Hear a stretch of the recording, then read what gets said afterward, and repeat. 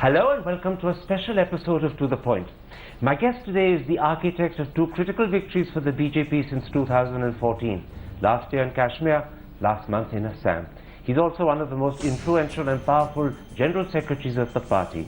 Today he's agreed to talk about the BJP's electoral performance as well as 2 years of the Modi government. I'm talking, of course, about Ram Madhav. Mr. Ram Madhav, for 3 decades, you were a pracharak of the RSS. For the last 2 years, you've been a general secretary of the BJP.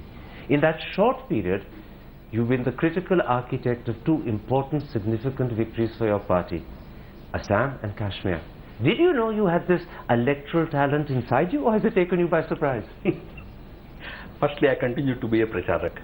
I have been loaned to the party by the RSS. You see, it is quite flattering to hear people calling me as the architect and all that, but I know the truth. No electoral victory is possible because of one individual. We have had many things at right place at the right time. We have been able to achieve that success. So I have been certainly a part of the team. Probably I have been in the forefront, but certainly because I had any great new skill or I have developed a new skill in 2 years that we could achieve the victory. It's not like that. We have been fighting elections. I also contributed. Let's then talk a little first about the electoral performance recently.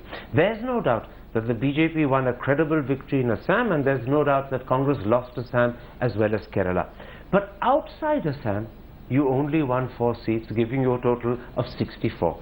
The Congress, on the other hand, won 115.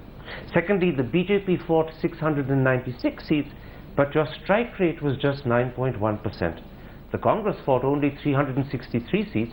Their strike rate was 31.6%. Seen in that wider perspective, is this still a BJP victory and a Congress rout? If the Congress leadership wants to satisfy themselves with this kind of data, I have nothing to say about it. People have rejected Congress party. That's the main message that has come out of this. Look at Assam. They were the ruling party. The chief minister was claiming that they were going to get 60 seats. They were reduced to 26. But all chief ministers make that claim, don't they? Fair enough, fair enough. But the message one has to take properly. Kerala, they were rejected. But listen, in Tamil Nadu and in Bengal, those who tried to become their bedfellows became the victims of that alliance. So if that message they refuse to take and they still want to, justify their defeat by saying that we got more seats than BJP. Well, to be honest, they are not saying it, I'm saying it. But let's look at the state elections one by one, and let's begin with Assam. And as I said, you won a stunning victory in Assam. But if you compare 2016 to 2014, your vote share came down from 37 to 30%. Let me correct you. That very comparison itself is wrong. One should know electoral politics well to make those comparisons. You have to compare 2014 only with 2009, or you can compare it with 2019.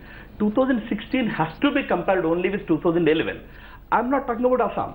Take any state, take any election. Parliament elections are fought on totally different issues.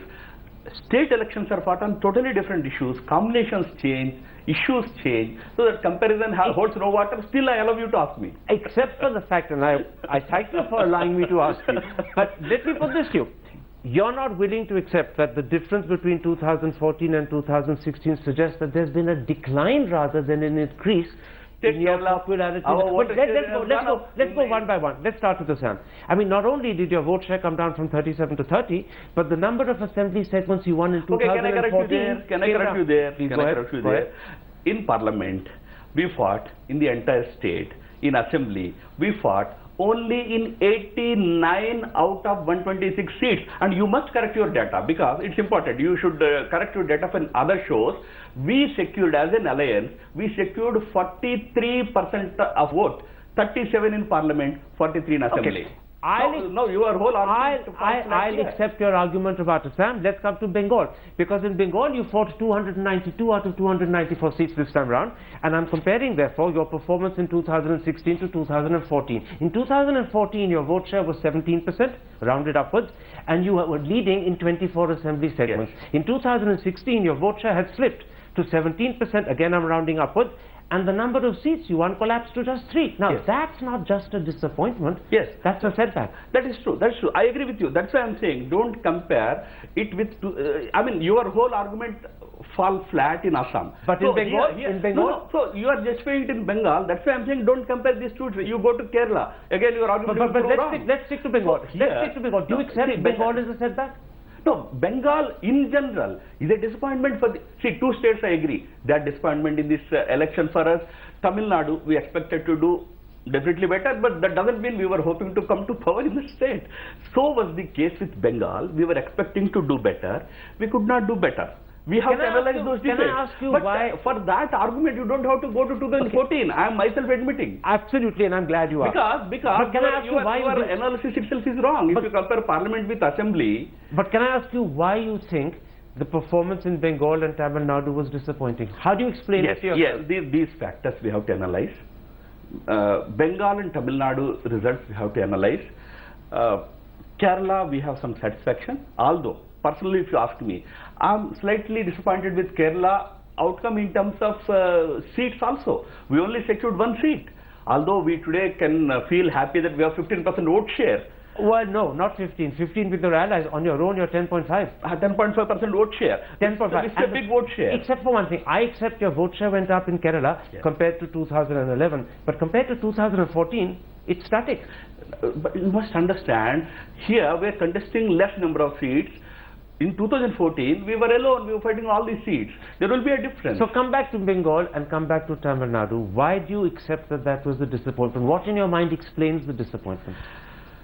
Disappointment for the important reason that you are also mentioning. We did very well in the parliament elections, although we did not win many seats. We won only 1 seat in Tamil Nadu and 2 in Bengal. But in terms of vote share, in terms of our majorities in assembly segments, we got.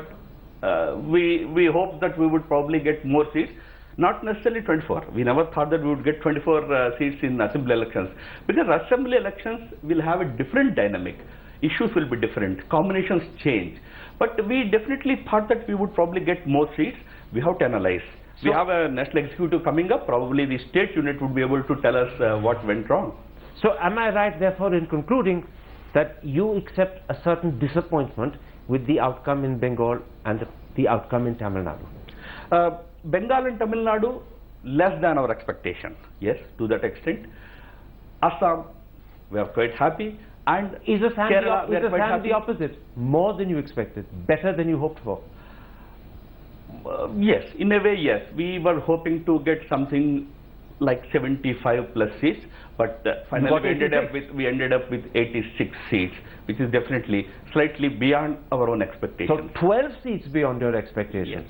Yes, definitely it was a very good victory. But out of 12, I would say we were hoping to get some 50 to 55 seats for BJP. But our last minute strategy also worked very well for us. We were not very sure whether it would work or not. It worked very well for us, catapulting us to 60. And in Kerala, you would have hoped to do better than just 1. Naturally, in terms of seats, we would have been happier to have more seats.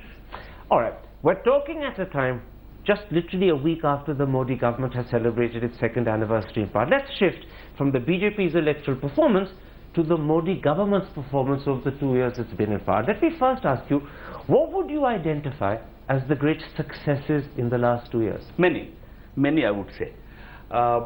Firstly, in 2 years, in the first 2 years, you compare the performance of this government with any government in the past. First 2 years performance of Prime Minister Modi's government is stellar. In which areas? In every area, I would say. Across the board? Everywhere. People might have complaints about some areas. I know what kind of issues you probably have in mind. But in terms of taking care of the poor people of this country, in terms of taking care of economy of the country, in terms of taking care of moving towards generation of employment in this country, in the right direction, you started moving in that direction in terms of this foreign policy, agriculture policy. I would say we have done phenomenal work in first 2 years. You've done phenomenal work. Absolutely. You mean that word? I mean that word. I said it's a stellar performance. I mean that. In which case, you probably answered my second question, but I'm still going to ask it you.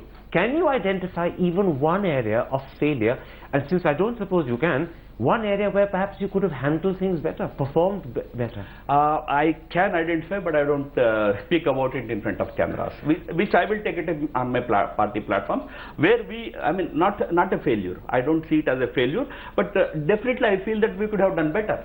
Okay, this is interesting. You won't share it in public, but you do in your own mind identify areas where we could have done better. You don't call it failure, but there are clearly areas where you could have done better.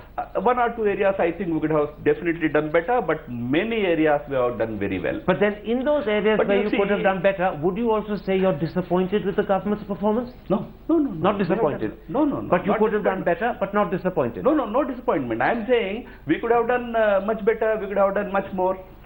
Yesterday, Sonia Gandhi described the Modi government's Saturday night celebration as something like that. We must realize that if there is any inconsistency, the inconsistency is the hallmark of Pakistan. It's not about what India and Pakistan are doing. We are doing our best.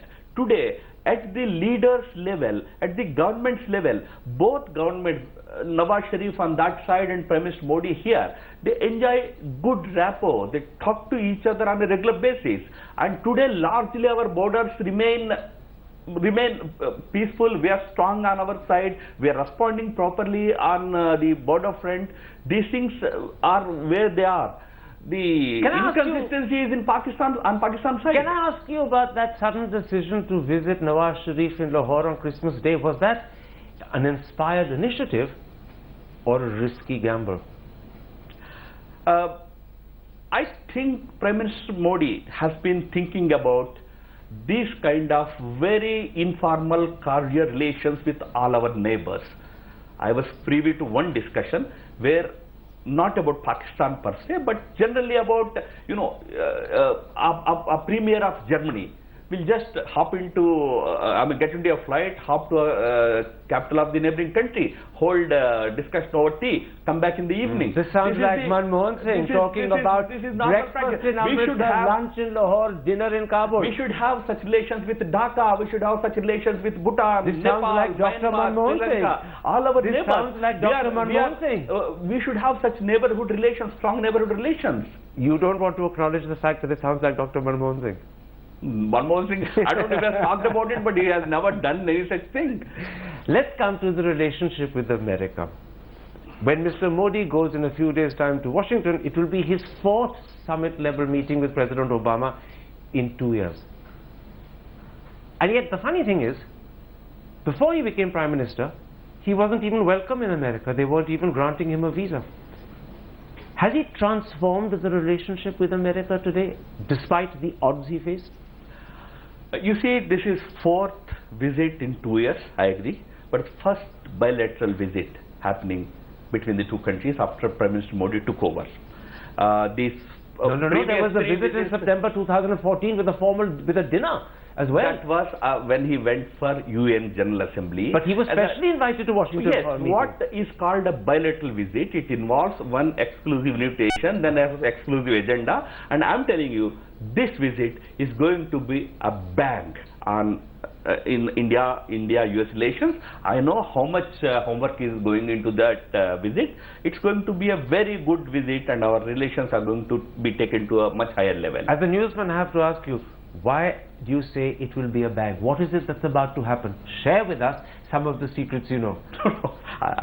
Firstly, I don't know any secrets. You've just given it away. You've just given it away. You just said the visit will be a bang. Because the two leaders... I take it by bang you mean success and not an explosion. Definitely. It's going to be a...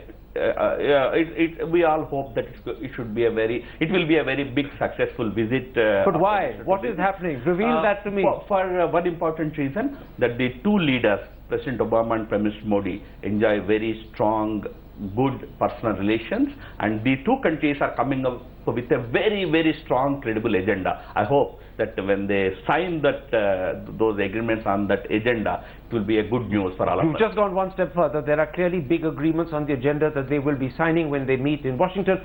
Give me an idea. What are the agreements No, you're no, talking about? I'm saying hopefully, because of their mutual goodwill for each other, they would be able to come up with a good... will some of the defense agreements that are being talked about be signed? Wait for 1 week. It's just 1 week from now. Next Tuesday, President and Prime Minister meeting. Will we see some finality in terms of Westinghouse setting up nuclear plants? No, as I said, we all have to wait, but my gut feeling is it's going to be a very good visit. It will further strengthen our bilateral relations. In fact, your gut feeling is the visit will go off with a bang.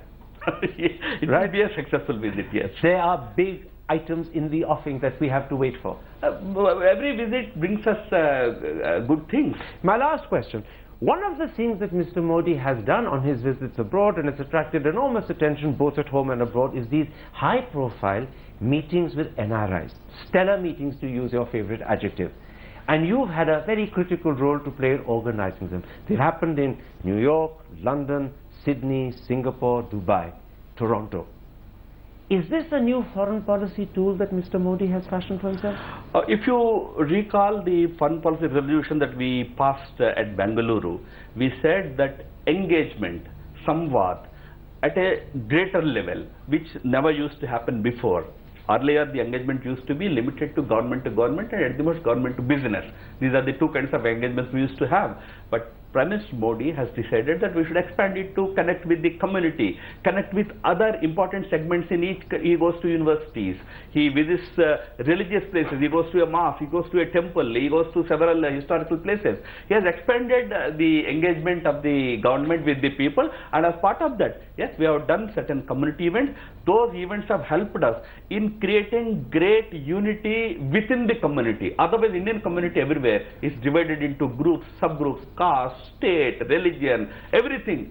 You don't find so many divisions in India as many you find outside. But these visits, these programs have helped in creating a sense of unity among the community, and community is united is a strength in our bilateral relations with the with the given country. So this is a new conscious, deliberate foreign policy tool that he's using to great effect. Yeah, you can call it kind of people diplomacy. Yeah, it's a deliberate effort to unite community. Ram Madhavji, a pleasure talking to you. Thank you. Thank you.